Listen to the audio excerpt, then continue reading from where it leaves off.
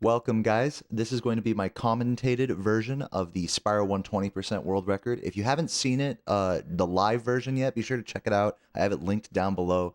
But in this video, I'm going to be going into a little depth, a little bit of analysis, maybe pausing and starting, and just analyzing what went well, what went bad. How was my mindset? What was I emotionally feeling? What were the implications on speedrun history behind this particular playthrough of Spyro? So without further ado, let's get into it. 3, 2, 1, go. You can kind of hear me. I'm covering up the. I don't really want to keep doing runs. Yeah. So I was super salty. Optimal focus and energy and everything, like emotions and everything, were put into the first run today. Like, there's no way I'm gonna recreate like that run, anything close to that. So let me give you guys some perspective here. I'll just I'm whining right there for a moment, so I'll go ahead and shut him up for a sec. So basically, the run right before this one was kind of fucked up because it was also almost a world record. I think it made it like to the end of Dreamweavers on like low 121 pace as well. Like two of the best runs or paces I ever had in my life into the late game were on this day. And so this is the second like full run of the day, and this is after a couple resets here. After getting that first run that kind of died near the end, so it was pretty heartbreaking, I'll say, you know, when you're that focused, that zoned in. I'll throw it on YouTube for sure. I said I used up a lot of emotional energy on that run, so What's up, Doogie? It was It's really true. good. It was world record pace going into Jock. that's what it was, going into Jock. Arguably even world record pace coming out, even though I lost like 15 seconds there. So yeah, like you know, your It mental was state, arguably 120 pace, leaving Lofty. your mental state going into runs has like everything to do with how well it goes. I'll keep my finger over the mute button here just in case old me interrupts new me. Again, my webcam would be like right here that I'm covering up right now, so that's like you're hearing the live commentary. I think in the future I'm probably gonna do like start recording just the game audio on my local recordings. Reminisce on runs past. Let's try to focus on what's happening now. See that? Now that was some fucking maturity right there, okay? I don't think I talk too much more after this. But yeah, like I really didn't want to be like dwelling too hard on the like negative emotions that I was in. Reminiscing for the drunken Forza hours. You know, but I was definitely venting, definitely ranting a little here, I think. You know, more so than you would expect, I think, on a high level world record run. So but yeah, so far run's going fine. Coming out of Sunny Flight, very standard Sunny Flight 151. Nothing too crazy there. But yeah, once we start seeing some like more clutch strats like almost work or barely fail or things like that, I'll be sure to like pause and maybe rewind and look at some of that stuff because it is pretty it really is like kind of a miracle that like this run came together as well as it did. Pretty much nothing super duper major went wrong in this run. There was some sloppy stuff which I'll be sure to point out. So any like movement mechanics, you know, we'll try to keep a tally of where I'm saving and losing time, but in fact, it would be smart if I grabbed a notepad, but I'm too lazy. Oh, by the way, guys, cheers. Chuggers in the chat. I got my hazy IPA here, so if you're chugging, if you're comfy, if you love Spyro, this one's for you. Cheers.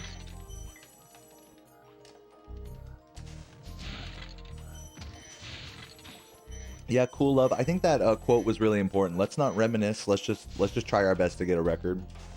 I think if it weren't for me putting that energy out there into the universe, like this run probably wouldn't have happened. Cause like when you say something negative, you know, you're like, ugh, my run sucked today, blah blah blah, and then you just leave the dead air after that. That negativity is still there, you know. So I think it's important. One thing I've learned as a streamer is to always end like whatever thought with something positive, you know, or just something at least neutral, to where it's like, oh, you know, you can vent, you can complain, but you know, remember to be like, all right, well, at the end of the day, it's all good. And then you can be a quiet, fucking nerdy speedrunner that you are, that I am. Got the good cycle on that guy right there. Gameplay looking a little choppy, I want to say. This is the Twitch VOD that I uploaded to YouTube here. Yeah, sometimes the Twitch encoding gets a little choppy with the frame rate. Thanks for the good luck, Ari. You like a nice hazy boy, dude? You and I both. You and I both. do, do, do. You'll hear me like humming along to the music. That's actually a really big like emotional coping mechanism for me. Is when I'm quiet, but I'm not in the best of moods, and I'm just trying to play the game. A little bit of humming to the music really helps center my mind, sort of in a meditative way. I do really think that speedrunning is like meditation, that it's like you become like sort of one with like the moment in the game, and you know, the more like sort of feelings or negativity, like all that stuff we're talking about, even too much positivity, if you're too energetic, that will distract you, you know. You really just want to be like one with the moment. And that's really all I can say. You have to be like a monk. And you can see me starting to settle into this run a little bit, whereas at first I was like being more talkative. Now I'm starting to just like, all right, let's just fucking play. And periodically I might like do a little, you know, just to kind of keep my brain in that realm. What am I drinking? I'm drinking a Stone Hazy IPA. Delicious. Cheers to all my IPA drinkers out there.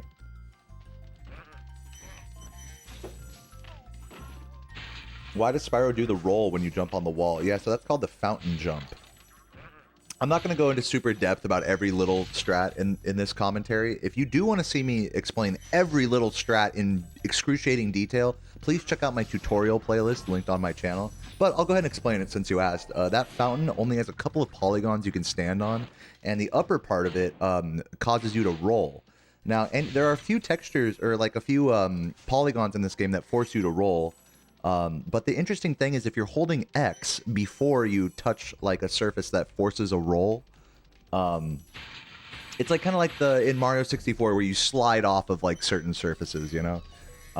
In this game you like roll off. So if you hold X before you touch a rolling surface, Yeah, me too. I love that noise. then you jump off of it while rolling. You like preserve that you like get a jump. You get a free jump and it continues doing the rolling animation. So you do like a rolling jump. It's really cool. So yeah, if you ever find yourself, there's not many spots in this game that force you to roll. Usually a lot of those spots will be like in out of bounds or like kind of outer reach type areas. Not many places in bounds in this game force you to roll.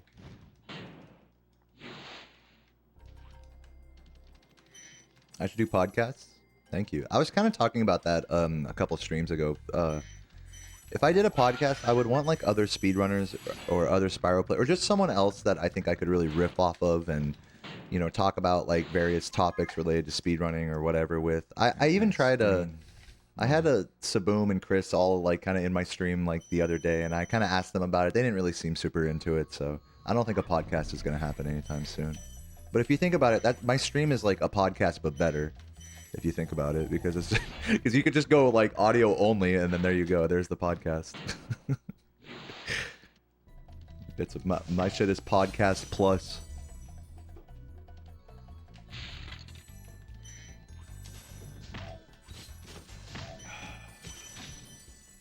Yeah, Game Boy. My mouse pointer will sometimes like be on the screen during the tutorials. They were very like I don't think I was gonna finish those tutorials unless I really did them all as just like one take, you know. Maybe edit it down a little bit. That was but Gandalf with a shepherd, or me.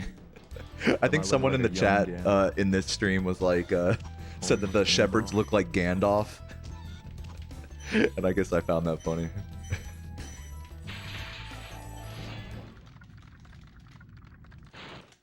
Look into the Crash community. Okay. I'll just do what I want, though. You know what I'm saying? My point is that you don't need a podcast if you already have my stream. Like, that's my point. But I wouldn't be against it. I'm always trying to think of, like, new ideas for stuff. So, yeah. Thanks, Dougal. No, yeah, maybe I would do a podcast with, like, Potty or someone like that. But, you know, I've never been, like, a real big Discord caller. Like, you know, just sit in a Discord call and talk about stuff for hours. You know, that's never really been my style. I think for a lot of gamers, that is, like, kind of the vibe. Oh, come on. Miss the green there. Hate that. Hate that. Missing that green. That is bullshit. For me. Yeah, I was salty. That green is really hard to get, to be fair. You have to, like, really charge into the corner and do, like, a fade back. We're recovering well enough. We still got the good bull cycle. We'll see how the second bull treats us here. You see, if you do this level slowly or too quickly, the bulls will mess with you here. But that bowl that's in front of me there is also working with me. Those bowls can cost you like 5+ seconds if they're in a bad spot.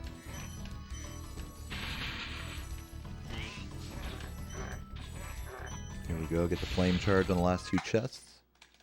Decent menu. Not a frame perfect menu, mind you, but a decent enough one. Lord High. I've never been like really into the idea of doing frame perfect menuing in this game. Like sure, yeah, like you could cut off like maybe like at best a quarter of a second like each level, and then that like adds up. I get it, I get that, but you just the more you try to optimize the menuing, the more you just fuck it up basically. Yeah, even if you do all your menuing perfectly, the problem with that is that if you miss a gem, you like fuck yourself super hard. You just exit the level. Whereas like if you're not sure, and I know even me at my level, there'll be levels that go by. I'll try to. I'm sure even in this run as well, there'll be levels where I'm like not sure that I got every gem. So it's really important that you just don't take shit too quickly in this game, just in general.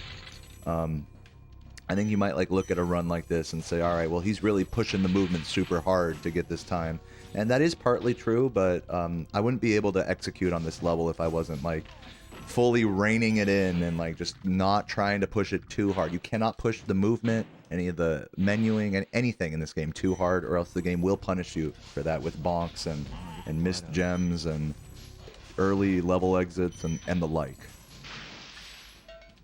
You have to know where to push your movement, and that only comes from, I think, like a long time of getting a feel for. It only comes with being one with the game. Can you really push the movement?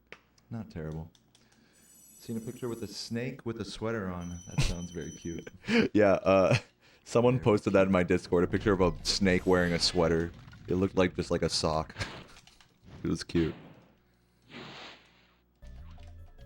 Did I get the 120? No, this is my 121.03.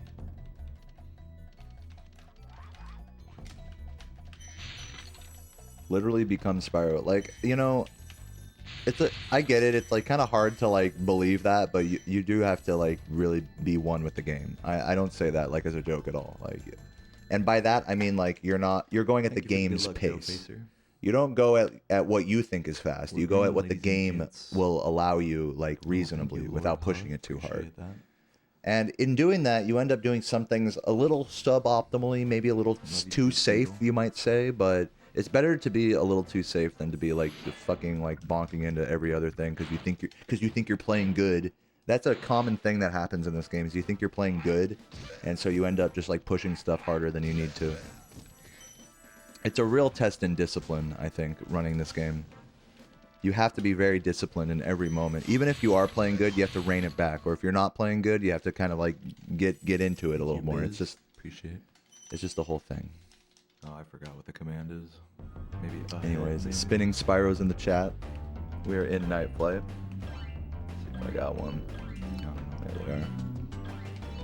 Yeah, at this part of the run, I like to kind of try to you know, I don't know if manufacture some excitement is the right way to put it, but you know, this is the first level in the second homeworld, and you know, for a lot of people, even getting this far on an okay pace is a really big deal. It doesn't matter what skill level you're at, you know, new or old or whatever. Like getting out of Artisans or the first homeworld in any speedrun, getting past those first 10 minutes it's just a whole different experience after that. It really is.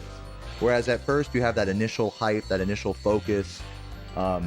This is where it's like it's engages another layer of like your brain and the whole concept of endurance, mental endurance. I think one thing a lot of people struggle with in this game is not necessarily that they can't play good, but they can't play good for like after the 40th straight minute or the, you know, 1 hour mark, you know, like your brain just naturally deteriorates over a certain amount of time. And even in after the first 10 minutes, it's like a different layer of your brain you're using almost.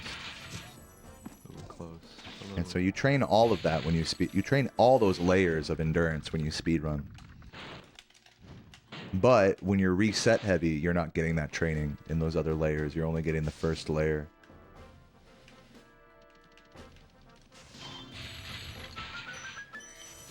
Yeah, like having gas in the tank. It's really easy to run out of gas. That's actually totally true.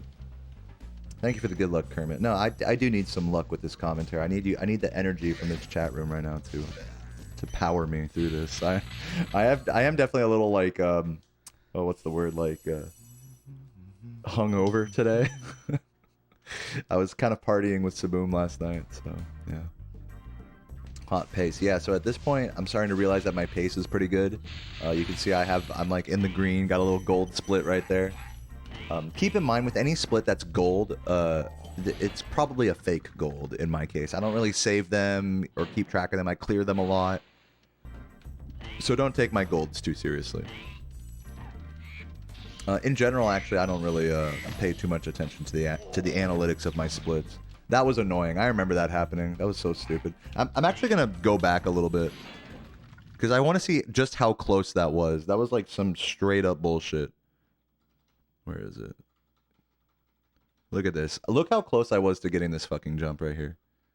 15, 14. I gotta like mash the fucking button here. Yeah, this jump is like, I don't know, it's not even hard, but look at this. It's like I was trying to get on there.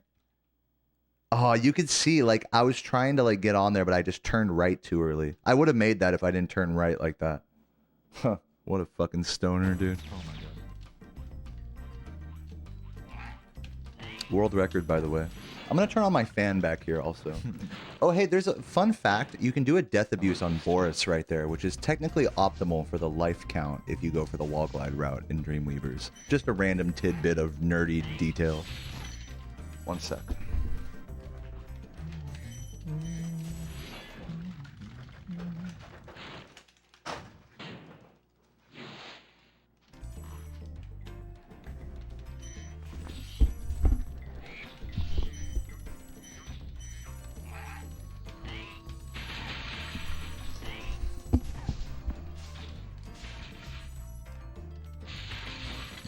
You're enjoying 120 because it's a longer category and you can zone into it and vibe out. Yeah.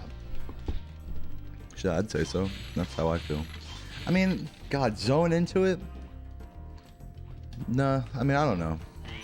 I think the way you describe it makes it sound like you're like zoning out into the game and just resorting to muscle memory, which is something that does happen, but it's not something that I think it's like a cycle that it's important to break, especially with a longer speed run. Is to break this cycle of like, okay, now I'm just in this zone, but I'm not like really that, you know. You gotta call yourself out on being a fucking zombie, basically, you know. Like, am I just zombify like autopilot? Am I autopilot right now? And sometimes it is like chill to be autopilot. Like I just had a no reset today that was like autopilot as fuck, just getting through the game, just playing the game just to play it, you know. That's different than a run like this. When you're trying to get a PB, that's more like you're trying to engage the focus at all times, but also stay like in the zone and, you know, be at one with stuff. Don't stress yourself out too much. But there's a lot of different like emotions I think that play into the mix there. But one thing is that you don't want to turn into a fucking autopilot zombie, which again I think is a common thing that happens when I see people play this game. Got a couple of flubs there. Some people just autopilot their whole way through this game. I mean, once you get the muscle memory, that you can do that. In a way, I do that. But I try to stay engaged enough to where, like, it's not all autopilot. Prime. Love you too, man. Stay cute. Are my plans still 120 or do I have something else? Yes, I'm still playing 120. I'm trying to get the 120 and 120%. Come on, dude. Really? Like, you think I'm gonna stop now? Dude, I have a 121.03. I am 4 seconds away from a 120 in 120%. And you're asking if I'm like, you know what I mean? Like, of course I'm gonna keep playing this guy. I'm binded by, I shit you not, I don't even say this as a joke. I am religiously binded to this category. At this point, it's my fucking destiny. It's the prophecy. It's written in the stars. And if you think that's a silly thing, I want you to know that I literally base my entire livelihood around this game.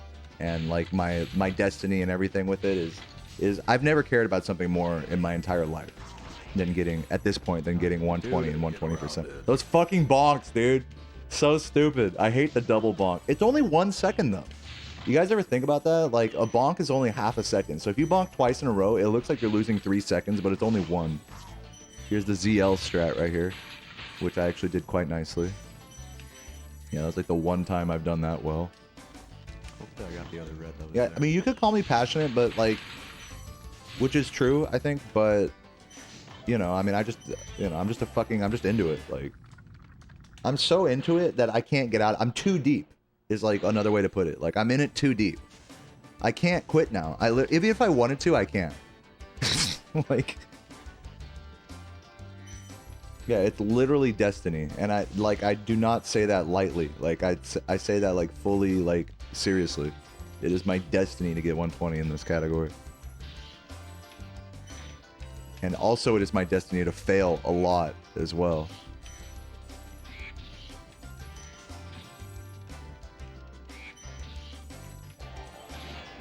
If you think about it, I'm the only person that plays this game full time. You know, I mean, I'm the only person that's lucky enough to have support from a stream, you know, and to have a living situation such that I can support myself through you guys, through you guys' generosity. And basically what that means is I get to play this game every day, you know, and that's like my purpose in life. Or at least my, you know, as far as a career goes, that's my purpose, you know. So yeah, I mean, I don't take it lightly at all. I don't take it too seriously either. That's important. You can't take yourself too seriously, obviously. If you take something like this too seriously, what ends up happening is you end up on runs like this, you end up getting too stressed out and you have a panic attack because you're like, oh my god, you can like see the stars aligning in front of you. You know, you're always going to be nervous on like your PV paces, especially when you know they're really good, like in my case now. So if you take yourself too seriously, you end up psyching yourself out. You have to like not take it that seriously, but also take it really seriously at the same time. You have to know when to take it seriously and when not to take it seriously. And when you're in the midst of a hot pace, you got to try your best not to take it too seriously. I've noticed it for myself.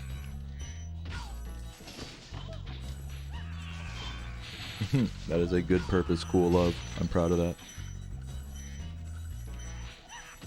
You're still trying to learn routes, which keeps you focused, but you want to study and learn more. Yeah, I mean, you're at it entirely, like, if you think about the way my mindset is, or just the way my brain is working when I'm playing versus yourself, a newer player, like, it's just two completely, like, brain waves that we're on. Like, you need to think a lot harder when you're playing. That's how I feel when I pick up a new speed game.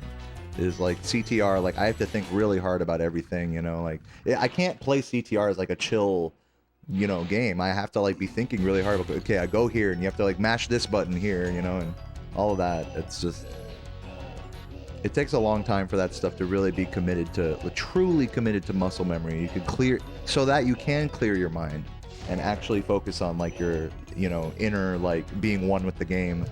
That sort of shit, you cannot even try to be one with the game until you've like fully committed a route to muscle memory. Every little fucking detail about a route. I don't mean just like you go here, you go there. I mean like every detail of the route is committed to muscle memory. That takes many months and years to achieve. And the minute you incorporate a new, part of the reason I don't incorporate new routes anymore is that it's like that, if I do that, it's going to upset that that focus on like being one with the moment, you know. Not that it wouldn't be good for me, it's just a choice on my part.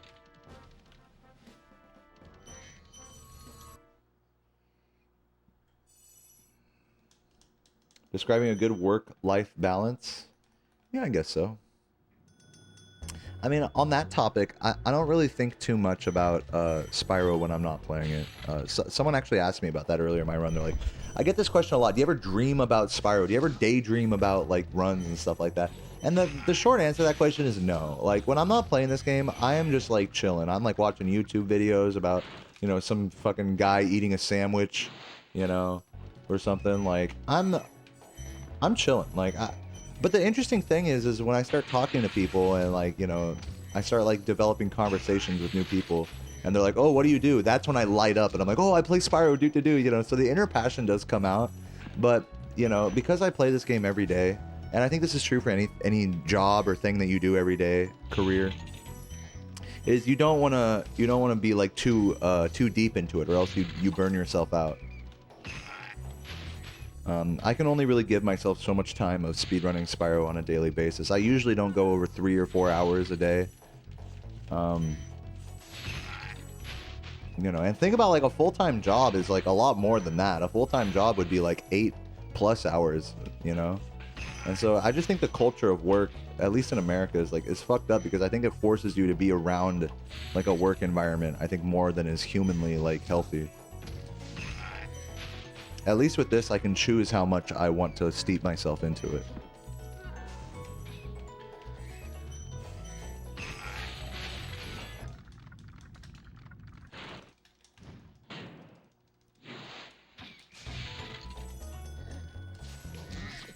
Now, with that said, like I'll still stream for like 6 to 8 hours a day, or you know, make videos into the night. You know, in this lifestyle, your work is never over. You know. Tonight, I'm probably gonna be up all night making, you know, chopping up this video and all sorts of shit. Try doing both. Both what? I missed it, but grats on world record. Yeah, thank you, llamas. Yeah, I'm not trying to get into a pissing contest with anyone here. Like, I believe that all of you have your own challenges, and it's really rough. And compared to me, like, you guys probably have it way more difficult. I'm not gonna, like, sit here and argue that at all. I'm very thankful that I can live a, I guess you could say, a relatively easy life.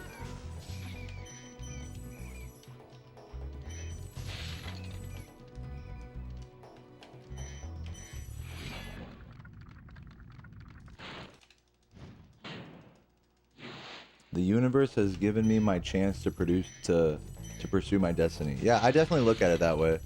I think of every good pace like this one as like a chance to. It's like I don't know. It's like spiritual for me. It's a moment where you see light like in the star. You see the stars align, and you see a light in this like in this tunnel of destiny. It might seem like kind of extreme and like kind of like it's just a video game, bro. But when you're in my position, it's like it really is that big, and so it can be hard not to psych yourself out on good paces.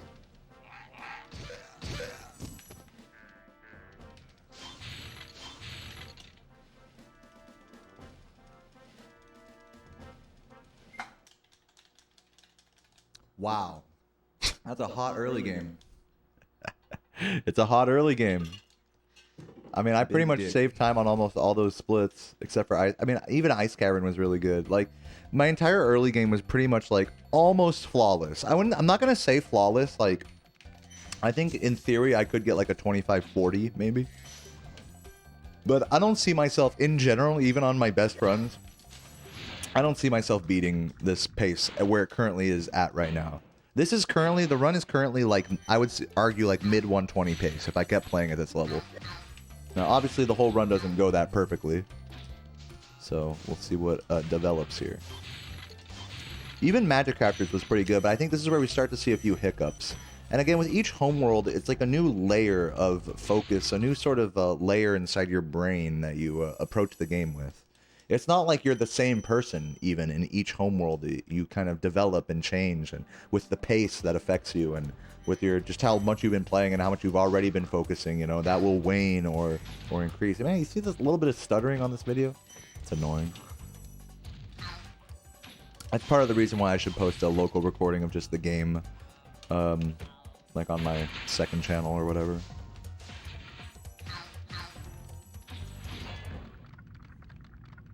I bonked a few times and fell in water. Yeah, but that's like not that much. You're talking about in Dry Canyon and like a bonk here or there. That's like 3 seconds. That's like literally what I said. I could get a 25-40 theoretically, like if you take out those mistakes. But here's the thing, and this is the hard part as a viewer, is the way you wrote that, it makes it sound like I lost a bunch of time, which is not true.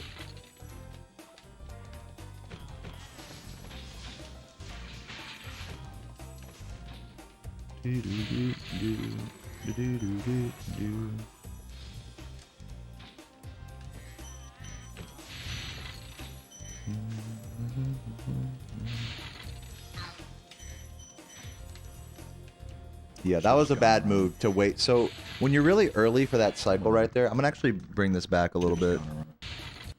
Right here. So you see I wait right here. I waited right there, and when you're really early for this cycle, I think probably the best move, I saw JX do this, is to jump on top of it. The alternative is to jump around it like that, but he actually went down earlier than I was expecting. So this was like kind of scuffed. Also, that little recovery jump right there. Look at this. This part right here. Look at this fucking recovery jump. Look at this. Look at this. Tell me you wouldn't be scared of dying right there. I came so close to die. Look at that, dude.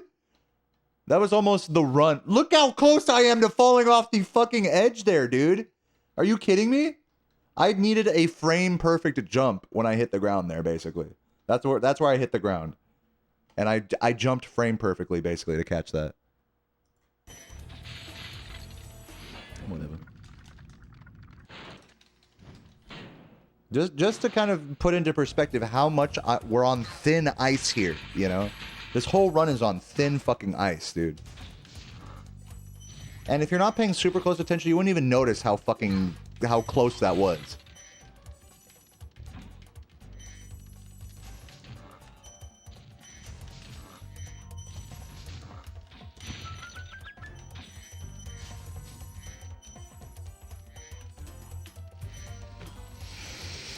But yeah, you know, probably... Ooh, I hate missing that yellow. That yellow kills me. I definitely am losing, I would say, maybe 3 to 5 seconds here. Close call. Yeah, close calls indeed. Past me.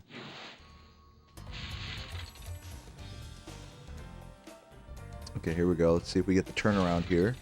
No, I barely missed it. I'm surprised that missed, actually. So it's all good. Got the recovery. Again, let's just say I'm losing like 5 seconds here. Could be a little more, could be a little less. But yeah, there's definitely time to save in this split. You can see it's just a huge difference in like in pace in this level compared to now, or compared to before. I'm drinking this water. Chuggers. Oh, this part's scary too. That damage. If you don't do the damage abuse right there on that last firework chest, you die every time. Yeah, not bad. If you don't do it just right, you'll fucking just fall off. Yeah, Alpine is definitely a level where you're kind of skating on thin ice for sure. Basically from here on out in the game, any little fuck up multiplies into a crazy time loss. Well, you missed that jump slightly? Alright, eat a fucking death now, you know? Oh, you missed a gem, had to turn around for it? Alright, eat a fucking 6-second cycle, you know? Which we're going to see here in high caves, and especially in high caves, it's all cycle-based. So I'm going to be looking at the start of this level to see how well I do the flame charges. If I bonk even once here, it's going to affect the spider cycles in that cave. And these enemies are fucking big. It's not easy to... Yeah, it's not easy to go bonkless in that section, let alone hit every flame charge.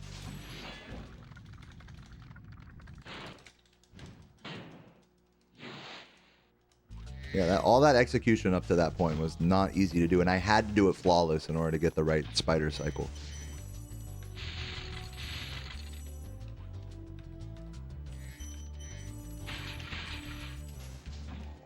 Okay, nice. We got gold sparks. We do the jump here. Barely gets you just enough speed to supercharge up into this room here.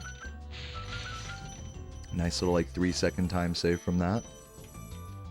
Compared to compared to the old route. Let's see if we can get the quick kill on the thief. This is one of the hardest thieves to quick kill in the game, and I got it. So far this is looking like a pretty flawless high caves.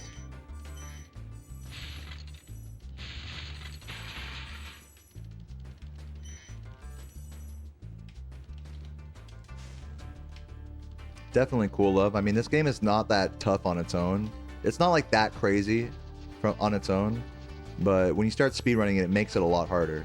Just by the virtue of just like trying to go fast, it just makes everything harder. Alright, we're going to push past here. This is the extended part of the supercharge now. And we're going to try to get this jump. You can only jump off of a couple polygons there. Now, I did get a weird proxy there. I'll actually pause this and just show you guys this, because this is kind of interesting. This is something you might gloss over if you're not paying super close attention. But when I kill this last spider here, what happens is if you let go of the supercharge right away, you actually end up flopping into the spider's hitbox. Like the hitbox for the spider is still active, and even though the spider's like in front of me, the hitbox is still on top of me. So what ends up happening is I actually got a crazy like weird flop or proxy from the spider. So you don't want to let go of your supercharge too early on that spider, or else you get an awkward proxy and have to do some like a kind of weird turnaround like that turnaround could have been cleaner. You got to kind of hold the supercharge there for that reason. Just an interesting detail.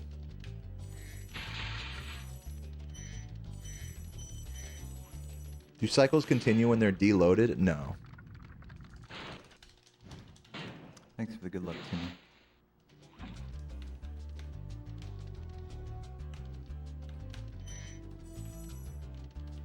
You were hyping up because you thought I got another job?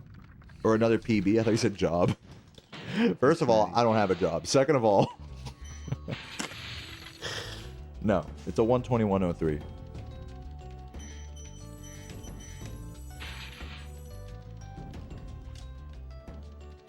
Guys, I'm just gonna be honest. Like, it's gonna be a while before the 120. Like, this run was like, I don't want to use the word fluke, because I mean I definitely worked really hard to make this run happen, but there's a time save. I mean, look at that time save there. That's cute. That was pretty much a flawless high caves right there. 32:43. Usually I'm happy with like barely sub 33 there. It's gonna be a while before I get the 120. Like, make no mistake, just because I got 2 records in like the span of 1 week, that does not mean that I am like on some warpath. I'm about to get the record soon. Like, maybe, hopefully, but the thing is I think our brains, we want to draw patterns. We want to say, oh, okay, this person's doing good. This person got a world record in a week's time. They can probably give them another week and then they'll get another one. Doesn't work like that in speedrunning, because like I said, the stars have to align. Shit has to just practically go your way. Like, and it doesn't always work out. Even when you're playing great and shit is working out, you'll still find a way to fucking throw it. It's just the human nature. It's really a miracle. I cannot stress this enough. It is a fucking miracle that this run even finished. It's a miracle this run even finished. Sub 122 even, let alone a low 121. So don't have any expectation about like how soon I'm gonna get a PB or what my new PB is gonna be, or even if I can get a 120. You're just making a false pattern in your head. What? Okay, I fucked that up. So let's take a look at that. So I fucked up Wizard Proxy terribly here. So it looks like, yeah. So let's look at that a little bit. It looks like I got a what is that? An empty glide into a charge instead of a charge glide, which is really weird. That's a weird flub to make. I think that's why I was like, what? Yeah. So I'm jumping here. Let's go forward now. Jumping here. Looks like hold on. Where's the input view? Yeah. So we can look at the input display down here. See, there should be a square press and then an X press. But instead, we got just an X press and then a square press. You can see that. So that's not good. That's really bad. What? Missing that trick costs about 5 seconds. I mean, it's not the end of the world, but I mean, I could have saved 5 seconds. Instead, I'm losing 5 seconds for that. For pressing, for pressing square like, a couple frames later than I was supposed to. It's on thin ice, dude. This whole run is on thin ice. Oh, sorry. Did you make a slightly human error? Like, be prepared to lose your whole run over that. And meanwhile, people are like, Deo, you got the 120 soon. I know it. You don't know it. I'm sorry. Like, neither do I. Like, it's really that, like, tough. I don't know how else to impress that on people, but it's just, don't have any expectations for me. That's all I, like, would ask of someone watching me or whatever is, don't have any expectation that I will accomplish anything. That's all I wish people would think, but that's not really how reality is. People,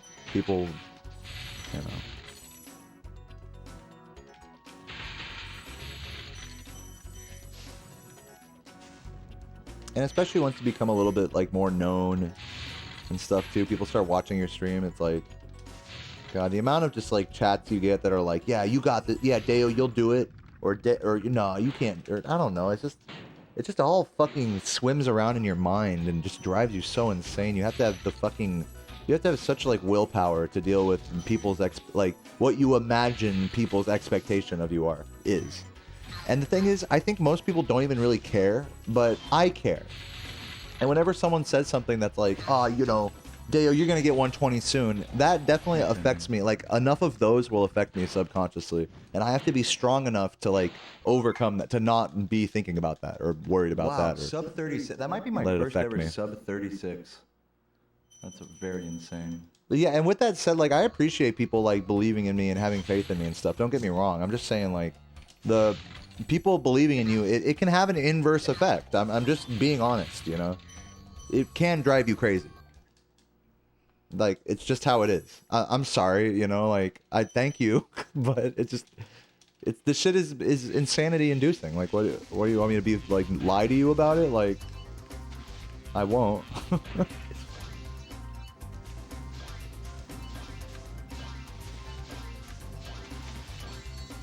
Yeah, that Wizard Peak was pretty good. It's crazy because I missed Wizard Proxy. I still saved a bunch of time there. My previous PB before this one actually already lost 10 seconds in that level. So the fact that I like lost only 5, I still am like saving like a bunch of time. But I can definitely save another 5 seconds there on future runs.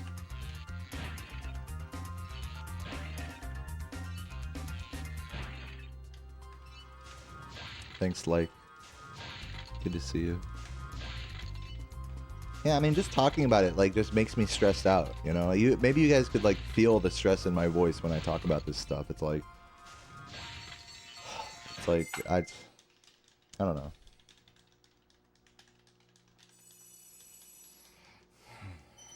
You just go insane. You literally just go insane. It doesn't matter what anyone says. It'll just drive you insane. One thing I noticed as like a Twitch streamer is that it's so easy to misconstrue people's messages. Like it's so easy for like to see someone be like, alerts are off. Oh, that could have been a little better. Like there's a common message like, oh, that level could have been a little better. And then I read that, I'm like, what are you trying to say? You know? Trying to say I fucking suck? Fuck you. You trying to get banned? You know? What is this troll over here? You know? Like it's so easy to just like misconstrue stuff and just blow it out of proportion as a streamer, and I think that gets to what I'm talking about like people sending like, even if it's a supportive message, it's like you sort of misconstrue it as something negative in your head. You really do. At least I do. I mean, I don't know if you guys can see that, but I am literally fucking going insane. And it's just something you have to learn to deal with when like hundreds of people like watch you play the same game every day. There's a lot of invisible pressure there. Did I get the red there? It did not look like I got that red. Let me look at that real quick. Look at this. It's after this section. I'm going to frame advance right here. Okay, so it's one of these reds.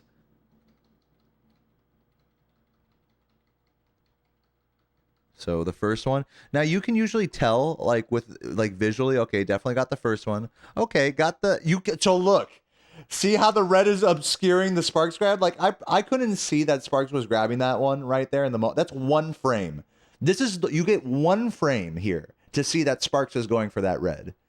But besides that, it's obscured now.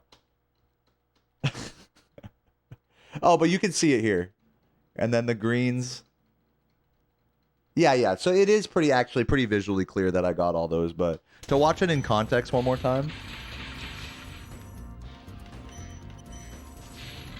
It looked like I missed one. For me, it looked like I missed one. It felt like, even if it was like maybe one of the greens even. It's just like, you'll have a lot of moments like that playing this game, especially when you're pushing the movement. Super unlucky if I didn't. You're like, fuck, did I get that? And now think about where my mindset's at now. I'm like totally thrown off by that. Yeah, we got it. And then it's like, okay, we got it. Now we can like breathe and recover and then get back into it. It's fucked up, guys. It's fucked up what goes through your head just like in the span of 10 seconds there, you know? Totally can throw you off. Yeah, the green. I think it was the green, really, that I was concerned about. It was just one of the gems there, really. Wow, 39.11. This might be my best pace ever. Honest to God. God, 39.11 is so insane, dude. That's so good, guys. I cannot stress this enough. 39.11? Are you fucking kidding me? How am I supposed to beat that? I don't know if I can beat that, to be honest. That's like an ideal like time up to this point. Even with like a couple mistakes here and there, that's like so good, guys. And maybe this is like a good way to explain that. It's like you can make mistakes and have an amazing pace, and you can like not make mistakes and be on a shitty pace. It's like in this game, you're only as good as your pace. Enigmatic, thank you for the sub. Appreciate that.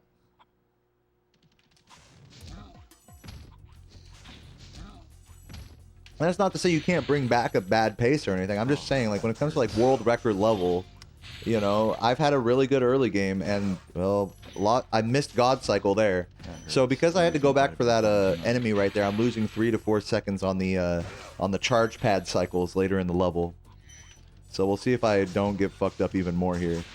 I mean, you could just feel, like, the pressure starting to build within me here. Like, that blowhard little fiasco with that gem. You know, I'm realizing that I'm on the best pace of my life. You know, is it any wonder that I'm fucking up this level just a little bit? I'm only fucked it up just a little bit.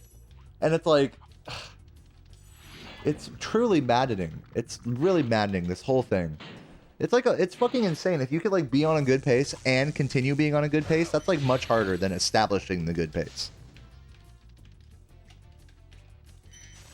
What time would a run with 0 mistakes and perfect pace? I don't know, like fucking 2 seconds.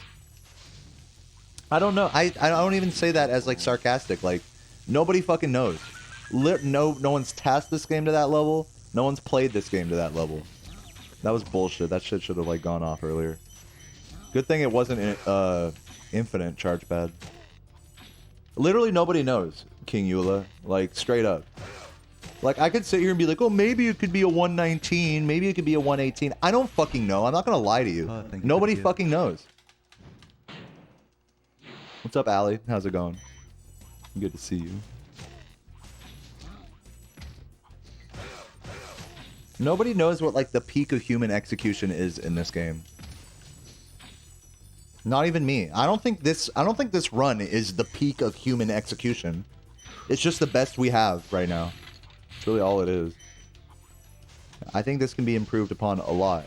Like just in little tiny ways, not like in major ways, just like, oh, you know, I could have charged like a frame quicker out of that. I could have menued a little quicker there, you know.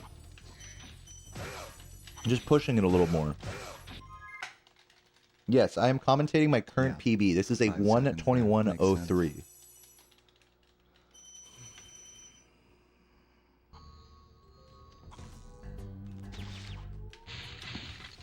A ban is warranted? What are you guys talking about? No, don't worry about it. Look, if you guys type something, like, oh, you missed a gem, like that does fuck me up. I'll admit, but that's on me. I've grown and matured as a Spyro speedrun streamer in such a way that if you type that, like, it becomes my responsibility to not let that bother me. So I used to like ban people over that, or not ban, but like time out people over that. I don't care anymore. I mean, I do care. Like, it does fuck me up. Don't get me wrong. I'm human, you know. Oh, I missed a red? Shit, I'm gonna be thinking about that for the rest of the level, you know. But, you know, it's on me. The impotence is on me to not be like too distracted by that. It's just how it is. Just how speedrunning and streaming is. You guys literally have the power to fucking end my runs if I let you get to me. And it's happened.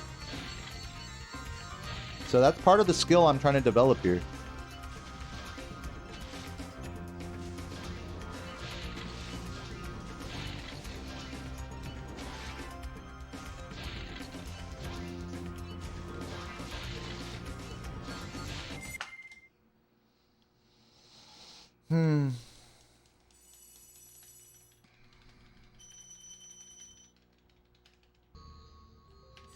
Sometimes the same message but delivered to you can trigger you or make you laugh. Yeah, whatever. I mean, yeah, no, I mean, you're right. But, you know, whatever. Right? What's up, Chef Brock? Thank you for the good evening.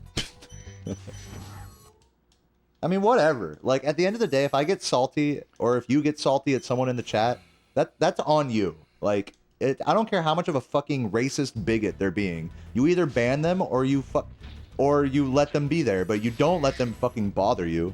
That's your fault. Sorry, I mean, sorry to put it so bluntly, but that's how it is.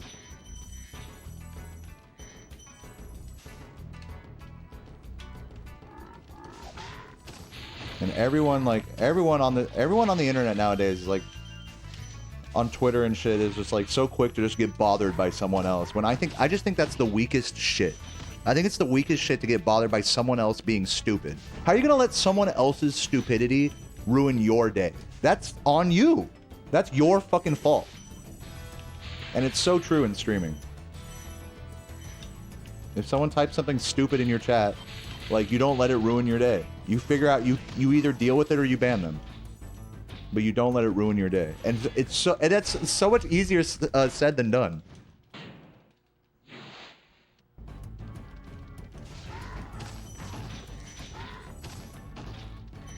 And talk about, like, with speed, even the smallest, even if you could, like, if something was bothering you, but you could just, like, keep your mouth shut, like, as a streamer, for example, it's gonna come out in your gameplay, is my point, to tie it back into speedrunning here.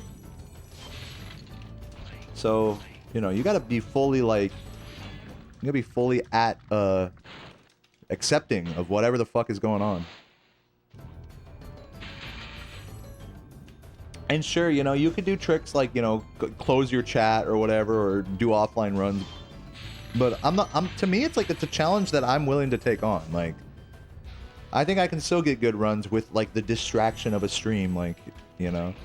To me, it's not a distraction. It's integrated into how I play this game now. You know, I naturally look over at the chat or at my OBS window in between levels and stuff. And so for that not to be there would fuck me up even more. That's just how I am, though. It's just a me thing. And I think it's a real, like, opportunity to grow as a person. Is like navigating fucking dumb chats, or what you see as dumb chats. Like, the hardest thing is just be like, oh, that was dumb, I'm moving on. That's the hardest thing to do. What do we want to do? We want to be like, oh, that was dumb, fuck you, bitch, get timed out, everyone laugh at this guy, you know. Like, and then meanwhile, while you're saying all that shit, you're fucking you're like getting hit in Guantan and shit, you know. It's fucking stupid. I'm losing time now. Yeah, that frog was a fucking bitch right there. That was like a perfect bog, except for, like, basically the end. No, that was a really good bog. It was just a kind of a not great Guanton. I'm not gonna say it was a perfect bog, but it was a pretty good pretty good bog. I lost a second. I could have saved a couple seconds there for sure. Yeah, I think in future runs I could probably save like 5 seconds in that bog. Gives you motivation to prove the hater is wrong. Look. We could sit here and talk about, like, that shit all day, but, you know, the moment some fucking bigot comes in your chat, don't act like you're not gonna be a little bitch about it. We're all guilty of it. Stupid dog. It's not even that. They don't even have to be a bigot. It could be someone nice, just saying something that you sort of don't like.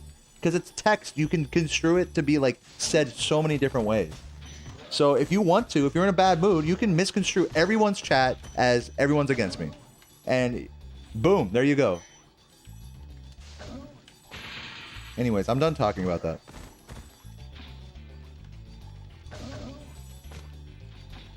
Let's see how this treetops is.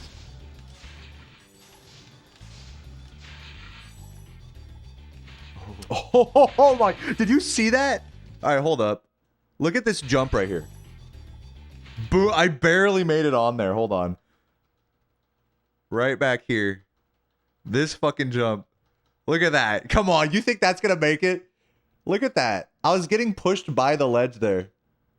How the fuck, dude, how the fuck did I not, like, go off and then, like, walk off the edge by accident? Because if I'd have missed this, I probably wouldn't have been able to hit the jump in time. Knowing me, I would have been flustered. Right? The run could have been over right here, guys. The run could have been, and I guarantee you not a single fucking person even saw it. It's like one frame that shit like that happens. Yeah, Dale, you got 120 any day now. No, I got very lucky on this run, actually. But thank you.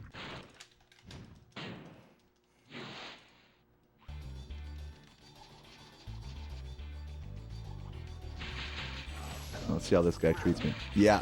So hard not to get hit by that guy, man. You got to be mega quick there. I think there's a bunch of ways to do that, but they're all fucking annoying.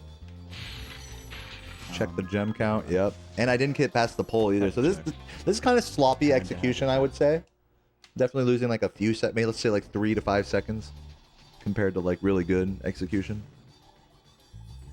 Did me and Saboom drink a bunch of beers in the hot tub? Yeah, on stream yesterday. You can go watch that VOD.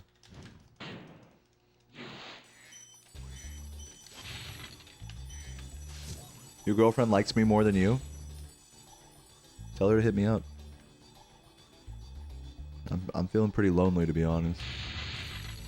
Nice, good. We got all those gems there.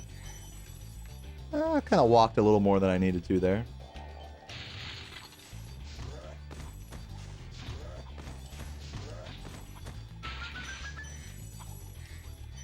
Sending her your way. Oh, ouch. That little drop right there, that's another like 2-3 seconds. Hurts. Trash. Yeah, trash. Losing 5. Let's just say I'm losing 5 to 10 in this level right now. Please be enough speed.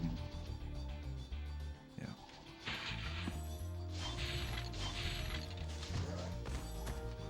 No, it's cool, Hooer. I know you don't have a girlfriend. Me neither, bro. I feel you.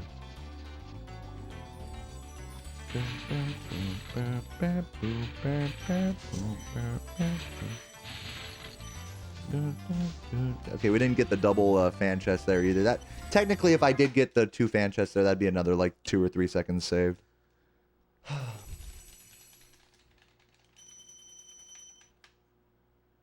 don't give myself enough credit for how consistent and smooth I've gotten over the last year. Bro, I fucking suck. And you're probably right also. I'm insanely consistent at this game, but like... Yes, I have. I also am fucking kind of boring to watch, to be completely honest with you. Like, I don't push the movement that... I mean, like, look at this fucking run. Like, am I really pushing the movement that hard? Like, honestly. Like, a little bit, yeah, and things are going well overall. The pace is great. Really? Fucking really that not. green box, that was like another 3 seconds right there. When I grab the guy later. Automatic time loss here. Like, honestly, I fucking... Man, I know it's like extreme to say, like, I don't actually suck at this game, but I mean, my point is that there's definitely a lot of room for me to improve still. It's not like, oh, look how sick I'm clearly like the world record holder guy. I'm so like sick at this game. No. And interestingly, I remember like feeling that way when I would watch Saboom play. I'd be like, oh, well, no wonder he has record. He looks just, his gameplay is so clean and sick. My gameplay does not look like that. My gameplay just looks like just very normal. It looks like the most normie shit. It's kind of embarrassing, but I'm trying to, part of like my journey is just getting over that and just accepting that I play the way I play and I can't change that, you know? I mean, I can, but you know what I mean.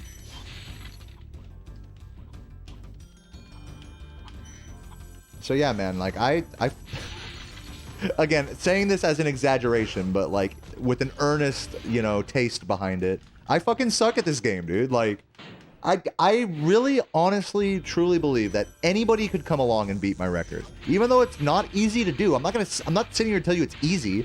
You think this fucking time I got is a joke? There's like years of fucking practice to get this.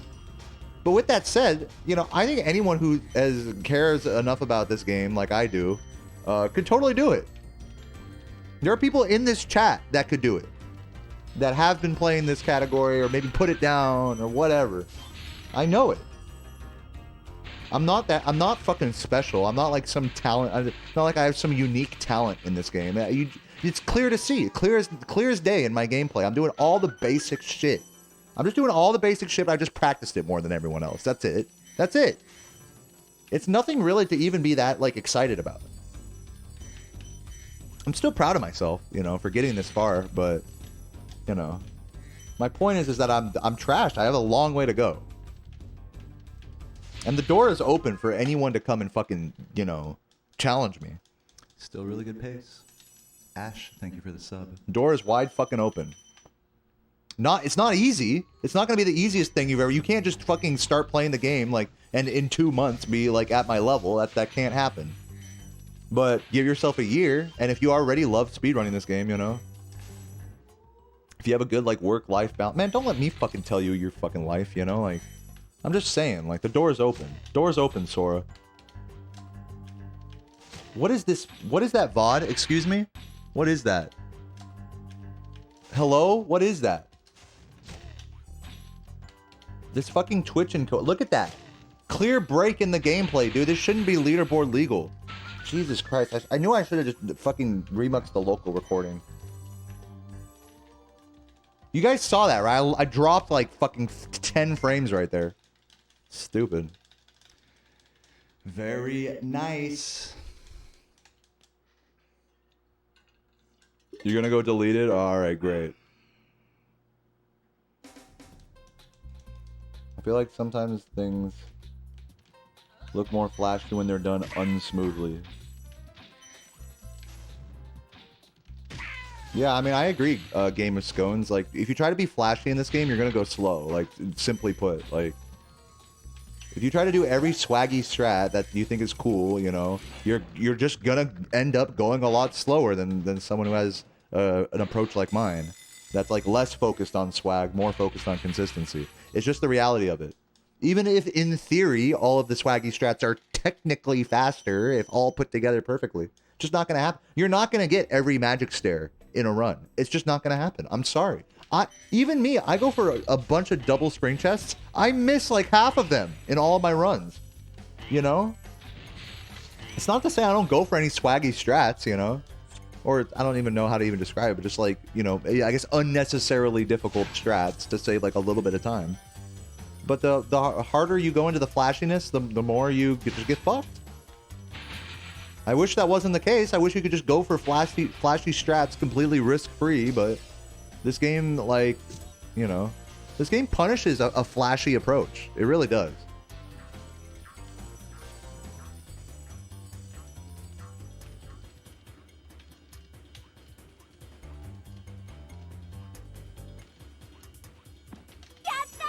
Swaggy strats stay off spin. Thank you, Shia. Appreciate that.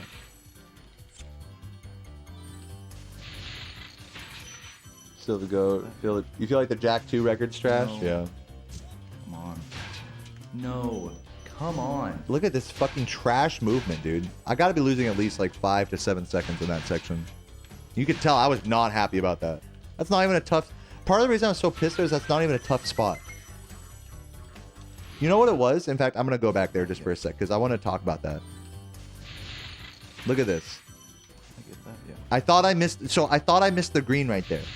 Look at that, how I kind of jumped back right here. Yeah. Oh, did I get that? No. And just because of that, now here's the whole chain reaction. Missed that guy? Okay, and now recovery. Oh, missed that guy. Boom. 5 fucking seconds because I wanted to fade back a jump to check the green, and it's just completely spiraled out of control in the span of, let's count it, 56, 02, 03, 04, 05, 06. 5 seconds, and I have completely spiraled out of control. No. Come on. Listen to me. I'm a fucking mess. Over like the tiniest like little recovery. Crazy how shit spirals out of control like that.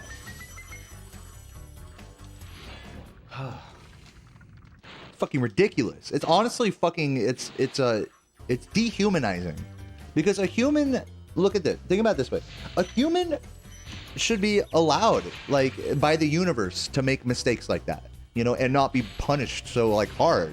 But in a video game, you know, it doesn't recognize your humanity. It doesn't care that you fucking suck. You just fucking suck. So if you don't do something the exact same fucking way every time, if you try to be a little safe and do a little fade back jump, you're gonna pay the fucking price for that. There is a price for that. There is such a thing as being too safe in video games. Like if you start being hesitant, that it works against you.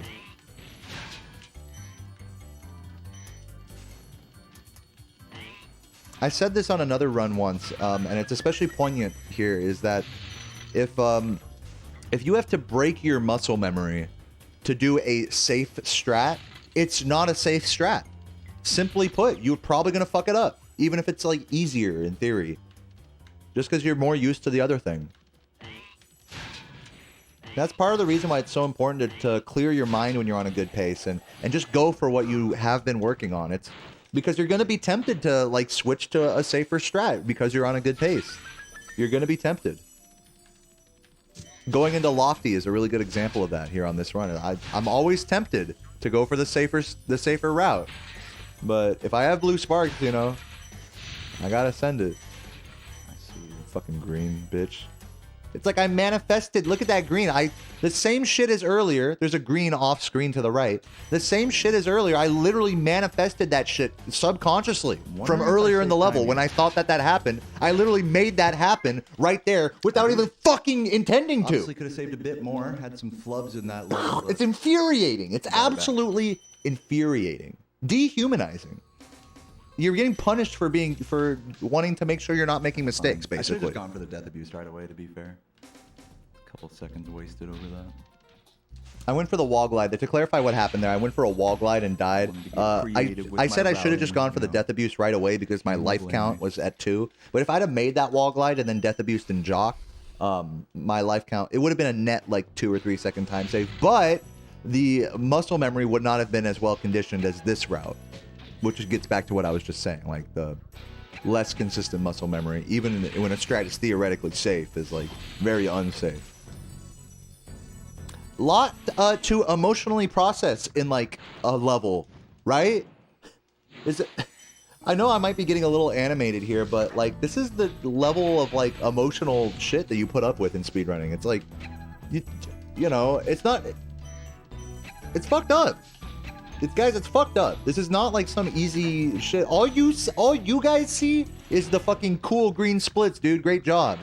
But there's so many little fucking things that are happening that are completely like toppling my brain and emotions and heart, like in every level.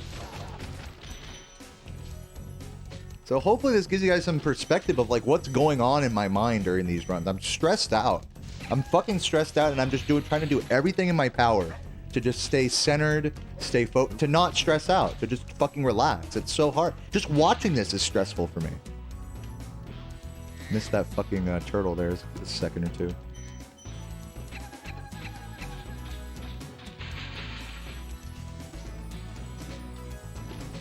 Ooh, barely.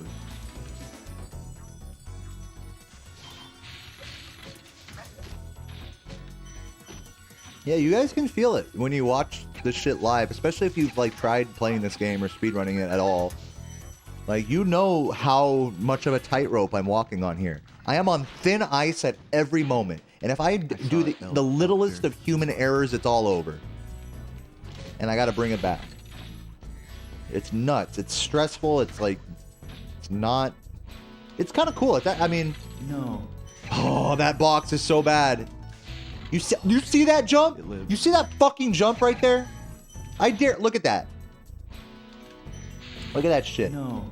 Missed the box, which is so common there. This jump, that jump right there, I dare anybody here. I don't care if you're a fucking expert level speedrunner in this game. I dare anybody to do that jump. It is one of the tightest jumps you could get. It is not easy to make, and I make it look like, oh, it's so easy. No. So you missed that box. That's very easy to do. Lots of people do that. This jump is a fucking nightmare. Okay? You think you have done it perfectly, and you just run straight into the water. 10 seconds, boom, goodbye. I'm already losing 5 seconds here. And I get to have this whole like little panic attack in the course of, let's count how many seconds. I'm fine. No. I'm stressing out. 4 seconds, 5 seconds. Oh, and then you hear a breath of fresh air. Jesus Christ. I had a 5-second heart attack right there, dude. Are you kidding me? I'm like still recovering from that. You think I could just move on from that? Like nothing just happened there? That shit was fucked up. Even though I did make the recovery, thank God, that was gonna be the run there. That was gonna be it. Goodbye. That technically was the run. If I hadn't have done that, it'd be a 120, right? So there's a lot of I hope you guys are understanding how much emotion is like going into all this. You know, it's really fucked up. It's really exciting though too. I keep saying it in like a negative light. It really is also exciting.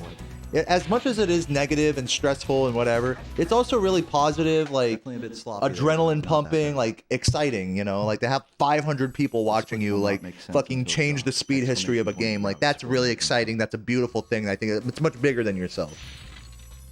So, you know, on the same coin, it's like of it being stressful and annoying and terrible, it's also like really exciting and you know, adrenaline pumping and all of that as well. You have to live for it. You have to live for all these feelings that I'm talking about. As negative as they can manifest, they'll manifest just as positively on another perspective. Oh, Jesus. Can you guys feel me? I'm like getting stressed out watching this. Okay? Barely made that cannon shot right there. When the cannon shoots low like that, it's kind of concerning. Because you can miss those guys even when you're pointing straight at them.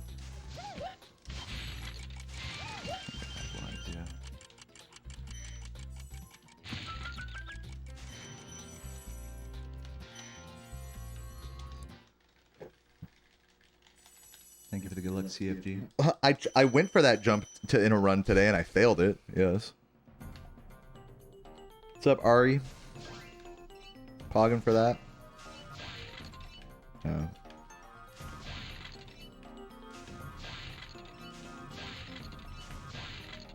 In alt universe, you could have made a worse mistake later on if you got the chest first try. Oh yeah, in response to me saying like, oh, if I'd have done this, then the time would have been, you know, exactly reflective of that. Yeah, I know what you mean. Because I make this point a lot. It's like, you'll see any one of these mistakes here and be like, wow, if he just didn't make that 5-second mistake, he would have a 120 poggers. It doesn't work like that, because if you, whatever you change, like say, let's just like play devil's advocate. Okay, so say I didn't have to turn around for that chest in Dark Passage. That changes the entire future of the run from there forward. It creates an alternate universe. If we're just going to be living a hypothetical like that, say I didn't make a 5-second time loss. Well, you're opening up the door for so many more time losses that you can't even know exist in that alternate universe. So it's a fucking flawed way of thinking to say, oh, if you just didn't make this mistake, then you would have blah, blah, blah time. It doesn't actually work like that in reality. Because we're not an exact product of every mistake and every time save. You know, and if you were to change those, it creates an alternate timeline. Inception, dude. Speedrun Inception. Okay, but the point is that people would make with that is that, well, in theory you could get X time, and even that is bullshit, because you can only theoretically see, you can only draw a theory from what you see in front of you. You can only see my gameplay and draw a theory based on time losses and stuff. But then someone else could come along and do like what appears to be very similar gameplay and get an entirely different time. So even the theory is based on a shaky, small sample size of a foundation. So to sit here and like be in a Twitch chat and be like, well, if he didn't just do that, if he just didn't do that, then the X would happen. You're fucking wrong. You're fucking wrong if that's how, if that's your thought process about it. Even theoretically, you're fucking wrong. But it's hard not to think that way in speedrunning.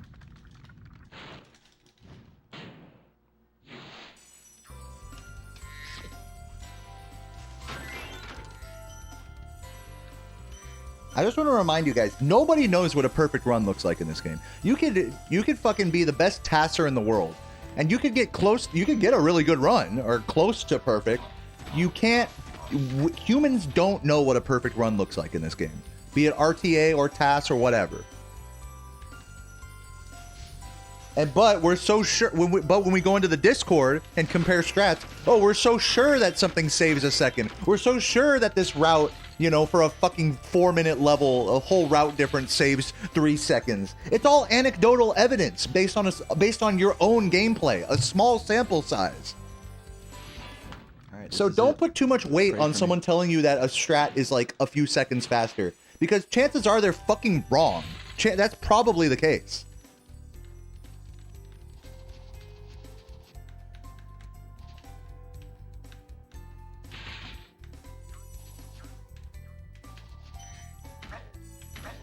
But with that said, I think, oh, the bump. Got the bump.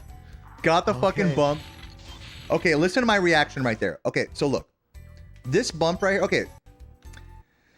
This supercharge is really fucked up, guys. So we're going to start from the beginning of this supercharge. You need to jump on the ramp in such a way that you get just the right amount of speed. So I do a charging jump and land on preferably that polygon right there that I landed on. Okay, so all right, so we have a relatively consistent speed. Go off that part. Hopefully don't flop off of that. Now you have to jump with the exact right timing that you don't get too much height. If you do, you have to kind of go to the left and then zigzag in the air. You hit all three of these. Remember, if you hit these boxes too far on top, like if you don't do the zigzag in midair like I did, if you hit these boxes too far on top, you'll break them, but you won't collect the gem because, you know, fucking science.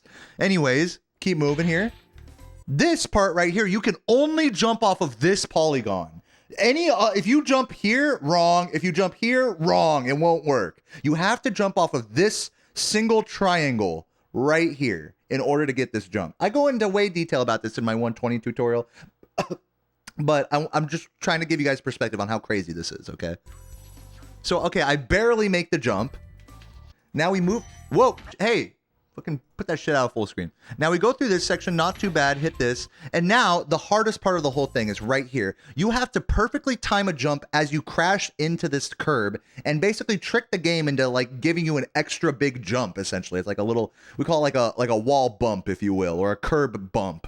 And so you're traveling at like 1,000,000 miles per hour. So if you don't time the X-Press and the momentum and the physics of how you crash into this curb correctly, practically speaking, you just got to get lucky. I'm sorry. Like, it's not luck, it's execution. But practically speaking, for a human to do, it is not 100% consistent. It is practical luck. It is an example of you have to get practically lucky to get this bump here, which I barely get. And of course, like I almost went over that fucking island right there. I barely was able to glide and hit the triangle button in time there. Listen to my reaction. Okay. Oh my God, I'm shitting my pants, dude. Are you kidding me? This is fucked up. This run is just fucked up. I've had so many heart attacks up to this point, and now you're gonna give me this. Now you're gonna show me the world in front of me. I'm seeing the light in front. I'm seeing the stars fucking align right here. Who wouldn't be stressed out, like shaking and shit while they're playing, you know? After all of that. When God smiles on you, you fucking shake in fear. I'm just telling you, that's what happens. It's not always like the best feel. It's a good feeling. It's like adrenaline pumping, but it's also very stressful. Okay? I think I've made that point.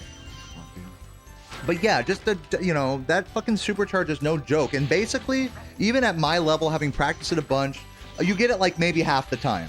That bump. Just the bump part. You get that like half the time. Kind of a sloppy end, but there you go. And if you miss that bump that I was talking about, you lose 10 seconds. So it's like, it's all fucking crazy, man.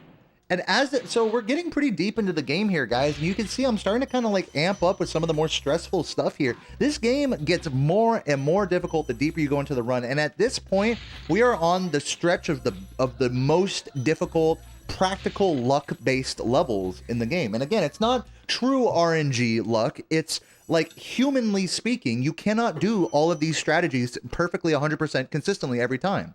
No matter how much you practice them. You can get close. I think I get close to being pretty consistent with these strats. But practically speaking, you have to get a little lucky.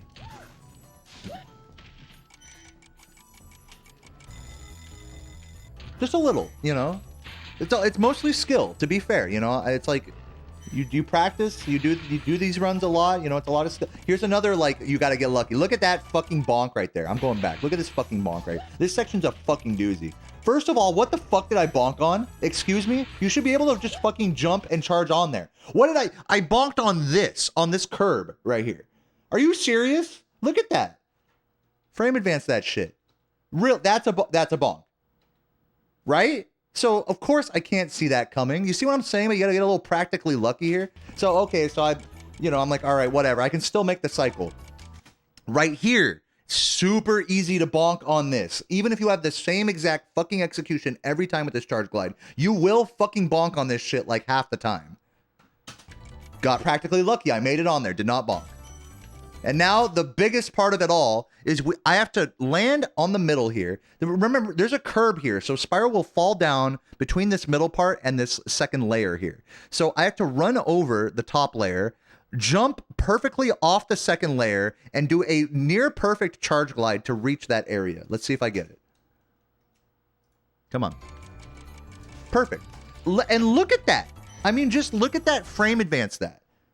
Look how precise this is. You guys see how quickly this shit's going by. Landing right here. Now look at this. See that flop? I'm flopping right there. You cannot jump here. The game, if you press X too early here, like, it doesn't register. I had like, look how many frames I had to jump there. You get like maybe two frames to jump there. And that's not to mention actually getting a good jump and charge glide and not bonking. Okay. Yeah, okay. I'm like, holy shit, we just went through a fucking gauntlet there.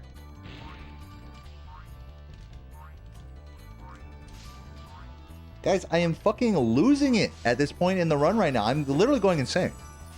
Spooky. And I'm just trying to keep it together. I'm sweating. Think about how bad I smell right now at this point in the run. I laughed at that, actually. You could hear me laugh.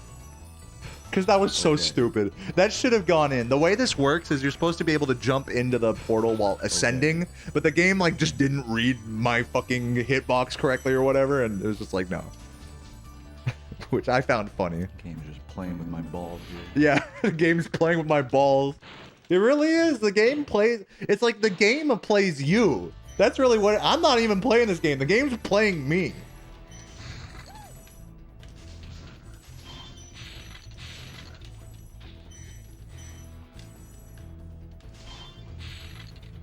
I'm merely just going through... Did you see that? Okay, look. This is something I tripped out on. I want to frame advance this as well. Okay. Look at this recovery. Come on. Look how close this was to working. When you flame... Okay, at this point, you can grab the gem. All Spyro's head needs to do is touch the gem. Look! But... Are you kidding me? Are you kidding me? Look, no, that didn't count? Look at that. That's not touching the gem, huh? Oh, not touching the gem, huh? Cool. Cool game. Are you fucking kidding me? How did this not work? Hello? What the fuck, game?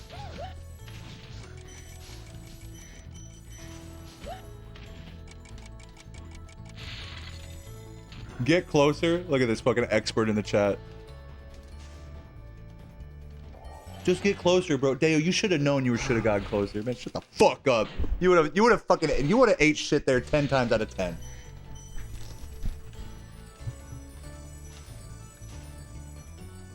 What controls the actual RNG? There's memory addresses that do. They're like hexadecimal memory addresses that control RNG. The only actual RNG factor in this game is the way gems spread out when they pop out of an enemy or a box without homing in. They'll just pop up and then land in like a small radius on the ground. So where they land, if it's a little to the left or a little to the right, no, it's sloppy. That's the only RNG factor that's decided by a hexadecimal memory address. But things like that weird like that gem that should have collected, or like a bonk that shouldn't have happened, those can also be attributed to the way floating point numbers work. Perfect. If I want the 120, I need to play perfect. Yeah, if I true. want a world record, I just got to not fuck up. It's true. I had a really good end game, but easier said than done at this part. Okay. I had a really good end game in my previous PB before this, so I knew that like there was like 2 seconds to save still. 2 or 4 seconds, you know, some shit like that.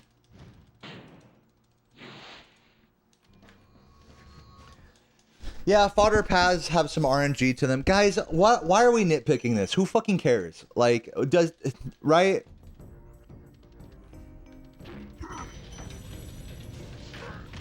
We're nitpicking like what the real RNG elements. My point is that you have to get practically lucky. You know, it's not the RNG that you have to get lucky with. There is like a little bit of that with the gems, but it's just the general execution, just shit not fucking you over. You know, And whether it's the game's fault or your fault or some weird floating point integer issue or a fucking RNG value, that's irrelevant. It's just the point is you have to get lucky. Just a little bit. 90% skill, 10% luck. Okay? It's there. And you need it to go your way. You need that 10% on runs like this. On a level like North Cove, yeah, you need that 10%.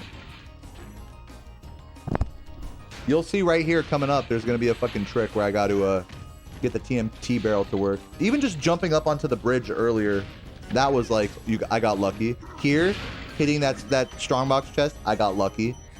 How else am I supposed to put it? Oh, wow, that was all skill. Hell, I'm not going to lie to you guys. I get lucky. You have to get lucky in this level. It's kind of fucked up to be on world record pace and to just get fucked over in Cove, but it happens. Looks like we did. It will happen to me again before I get a 120. I'm telling you right now. That cycle he was on, technically not luck, but practically speaking, you know, considering the way the rest of the level can change. That guy's barrel cycle, he can explode earlier or later depending on his cycle. So, but you cannot predict these cycles. You can only play the level as well as you can. And then, like, whatever cycle you're on is whatever cycle you're on. And sometimes that nets you a 2-second time save. Sometimes it takes away 2 seconds. And there's not even any RNG there, is my point. Is you just got to get practically lucky. That's my point about it. Late to that, but it's all good.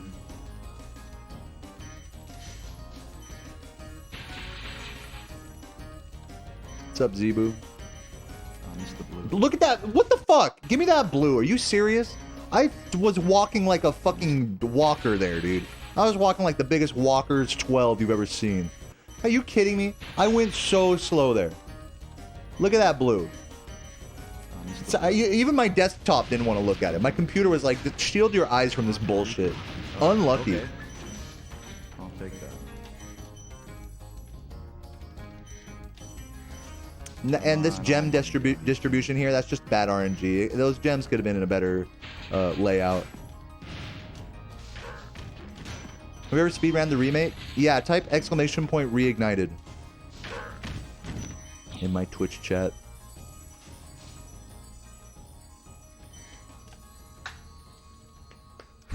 Still okay. Hold on. I did not get too excited yet.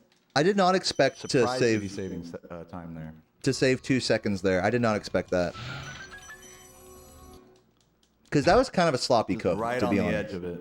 There's definitely like another 5 seconds to be eked out of that cove for sure.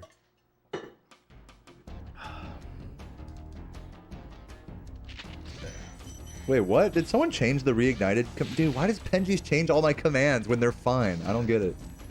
So I guess the Spyro 1 reignited playthrough is not linked there anymore. Thanks, Penji's. I don't know if it was Penji's who changed that, but somebody did.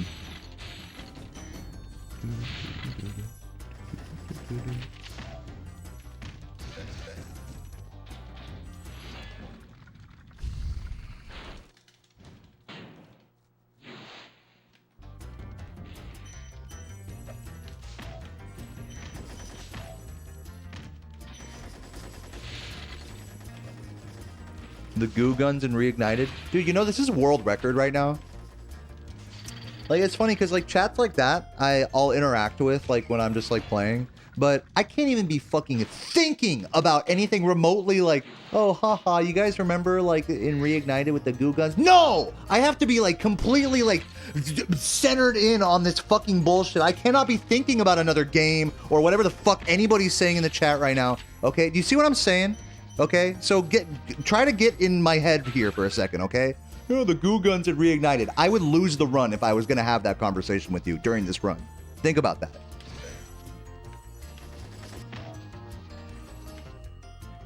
But yes, the goo guns are fucking stupid. Splatoon-ass guns. I agree.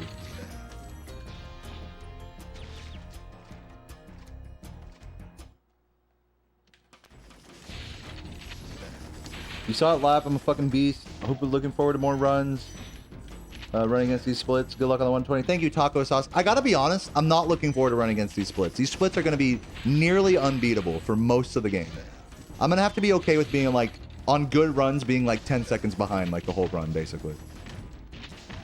Like if I'm ever green on my splits now, that's like a miracle, basically. At any point in the game. I've gotten like one of the most fucked up like good early games, and just carried the pace all the way to the end.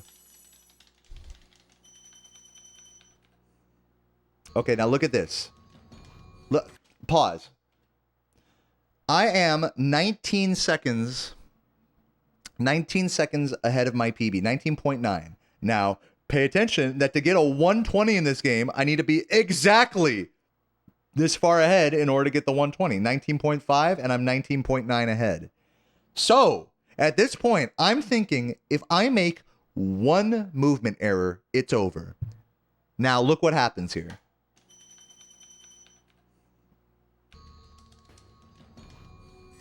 I clip the edge. Ooh. That's it. Oh, no, missed the gems. I think that's it. I think that's it for the... I think that's it. Like, how fucked up is that? That the entire... Like, you could really make the argument that the entire 120 came down to this moment. I tried to charge down there, and I clipped this little fucking ledge right here. Whoops. What the fuck? Get the... Oh my god, I fucking hate YouTube. Come on. That little clip right there. That's it. That's RIP 120 right there. If you want to go there about it. Because I knew this was like my moment to shine, and I did the most basic of human errors. I've never even made that mistake before. And that killed it. Now I have to keep grinding it, you know, again for another few months because of that moment. And you're wondering why I'm freaking out about like the goo guns and trying to stay focused and stuff. You know? It really all comes down to that. That's fucked up, guys. That's fucked up. That's crazy that it's really like that precise. It's fucked up. My whole life was decided by you know, and of course, obviously there's like, you know, more to it than that. But if you really want to go there, you could say that my whole existence in Spyro for the next few months of me grinding this game was decided by this little flop right here. How was that even a flop? Flop. The end. Bye-bye 120. No. You can hear it in my voice. No. Okay, I think that's it. No, and I have to laugh because it's so fucking ridiculous. It's so fucking... You can hear me laughing in the VOD because it is so fucking ridiculous that my entire livelihood comes down to that. Let's make it happen. It all comes down to that. That might not be it. You tell him? Yeah, whatever, bro. Tell who am I telling? Tell who? It's fucked up. Is it what? Is it not like ridiculous that it all comes down to that? Everything I worked for years. I mean, I don't mean to be a drama queen about it, but it's just fucking crazy that it all comes down to a fucking flop like that. It just all comes down to a flop that you hardly had any control over even.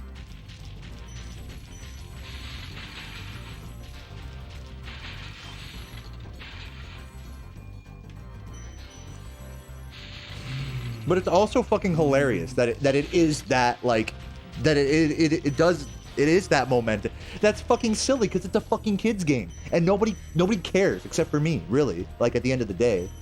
So it's just funny. So like when your whole life shatters before your eyes like that, you know, what am I gonna do? I cry? You have to laugh. It's so silly. It's so fucking crazy that I've hinged so much of my life on that moment. That how could I not laugh when it like doesn't go my way? So much of this run has already gone my way, you know. In speedrunning, you have to laugh death in the face. You really do. Because it is that ridiculous. That something is such a big deal. Alright, got the credit skip. I'm breathing. Okay, my heart... Okay. Said okay. My heart's beating out of my... The only way 120 is going to happen is if I have, like, literally a perfect loot. Yeah, I need a perfect loot, basically. Which is not happening. Look what happens here. Oops. I mean, not that bad, but we'll still, see, I mean. You know, like, it's not... Like, at every chance in these last, like, these crucial last, like, 5 minutes, every chance I had to pull it ahead just a few frames, I failed. The few frames, you know, that made all the difference between a 120 and a 121. I also have a couple of other more minor errors here, I think. It's really absurd, exactly, Strawberry, like, that it all comes down to that. Like, is that not fucking silly? Like, it's silly, but, like, this is my entire life, guys. Like, this is literally my entire life came down to a couple of movement errors in Nasty's world at the very end. After it was all said and done.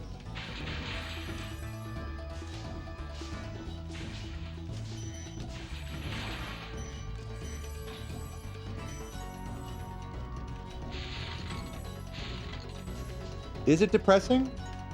I mean, maybe. It's only depressing if you give up. That's the only thing that's depressing. It's not depressing if you just like if you want to keep going and like not give up. The only people that get depressed by that shit are quitters, basically, because they know that they're never gonna do it. But I know that I am gonna do this shit, or at least I'm gonna keep trying. So what's there to be depressed about? Oh, boo-hoo, it's gonna take me longer. Come you know? on. Look at those fucking bonks. Those bonks cost me. Those bonks are costing me.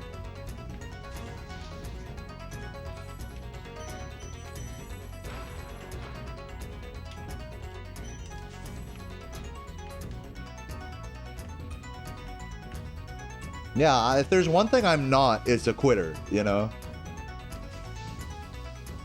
When it comes to speedrunning this category. There's no way. Did I catch it in time? Oh, this was so bullshit. Oh, I was on, so that sad ball. about that.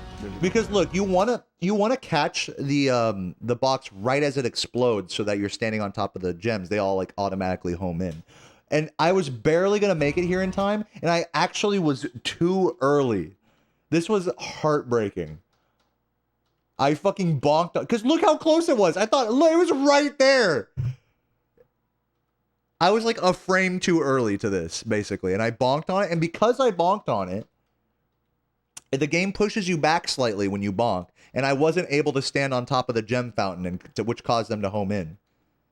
So now, none of the gems are homing in. I have to collect all these manually. That's like 3 seconds right there. Oh, come on, that bonk. That bonk was painful. That was painful. Like, literally, even after all the homeworld shit, if I'd have just had a cleaner loot, it probably would have been a 120 still. But, like, you could see, like... You could just see how in my gameplay, like even with the homeworld stuff, it's just like it needs to be written in the fucking stars, basically. Like, and once the universe is telling you, like, you know, hey man, you're actually not doing the movement like perfectly like you need to, like you sort of just subconsciously just start fucking up something else like that, and then it actually disappears. It's a crazy chain reaction. But I still did it. His reaction. New world record, baby! In 120%! Motherfucking shit! I've been doing this shit for 9 fucking years! You don't think it's the fucking best time you've ever seen in your fucking life? Fuck you! Okay, so, like, look, you guys know me. I always get really excited after a new PB. But considering exactly, like, all of those, like, little tiny things that cost me the 120, look at how much... Compare this to some of my other pop-offs. And look at this. I look at that time. This is me seeing 121.03 on the monitor. And God, if I can't tell you a more conflicting feeling than seeing that, it is such a good time in this game, guys. 121.03 is something I never thought I'd achieve in this game. And yet, I was so close to the 120 that my heart is like in shambles. And it's all right here, like on my face. This is the moment where that all just, I have to process all of that right there, right then. And again, it's like, I don't know if it's like my natural reaction is to laugh or whatever at the absurdity of it, because it is really absurd that you can experience so much in just a second like that. But it's really powerful stuff, guys. Like having the pressure of the entire world behind you, all of your hopes and dreams, like being on the edge of them and just barely not getting there, but at the same time still conquering yourself, your past demons, and becoming the best version of yourself regardless. That's me processing that in like 2 seconds right now. Woo! I'm just like, what do I do? Like, woo, you know, it's, what am I supposed to say? Because look, I'm definitely not feeling like, yeah, like let's fucking go. I'm definitely not feeling like that. I mean, but then I kind of look, I'm gonna be honest. I kind of New world record, amped it up a little bit here, you know, like, baby! because look, what am I supposed to not be happy about it? You know, like, I know that I should be happy about it. So I bring up the energy 120%. here and say the whole, like, yeah, I fucking did this shit, fuck you. But, you know, if you watch more of this, like, more of this reaction. Do what people think is impossible. Like, I've fucked up at a few parts. Like, look, I'm saying, like, look, I immediately jump into the, well, it could have been better. I kind of fucked up. Do. And normally I don't even trip about that sort of stuff, like at the end of a really good PB, let alone a world record. But on this run, it definitely hit kind of harder. Those last couple seconds that I lost at the end really hit hard for me. They really hit me hard. And they definitely affected the way I felt after the run. I would say this was like my least exciting world record that I've ever gotten. And yet it's my best time. So one more thing I want to note is that the last record I got before this was a week previous, and before that, it was 2 months of everyday grinding. So after 2 months of everyday grinding, getting a world record, not this run, but the one before, after 2 months of grinding, getting that run and posting it to Twitter, and, you know, people all congratulating me on Discord, it wasn't even half the reception on this one. And this one's like a way better time.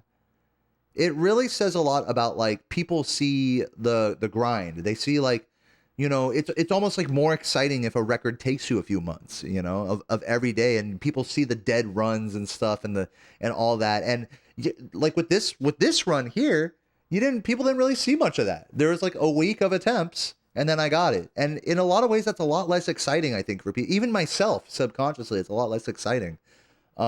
Now, do I speedrun just to stoke the excitement of people around me? No. You know, obviously, I'm like so thankful I have this time. I wouldn't have it any other way. I wouldn't like extend the time it took, you know, if I had the choice. But it is something I noticed, you know, like people were just less excited about this run than the last one, you know. And it's sort of like, you know, that's just a feeling that's simmered inside me, you know. If I were to get a 120 tomorrow, would anyone really even care that much? I don't know. Well, guys, on that note, that was the 120% world record analysis commentary. We talked a lot about mentality, about emotional struggle in speedrunning. And it is really something that I never really thought I'd take this seriously. You know, I never thought I'd get to a point where someone would be drawing a cute cat girl version of me after playing this game every day for years, you know. So I'm really thankful. I'm really happy for this run. Really thankful for everyone who's here right now.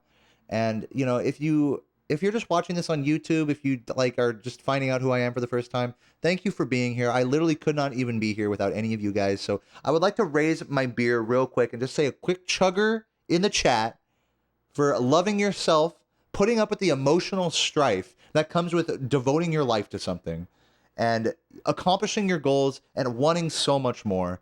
This one is for everyone who's hungry out there and everyone who's just a fucking stoned, cute Spyro chatter. This one's for you, man. I love you. I really say this from the bottom of my heart. I love each of you guys so much. And you guys make this whole thing worth doing. So cheers. Chuggers in the chat. And I will catch you guys on YouTube later. Mwah.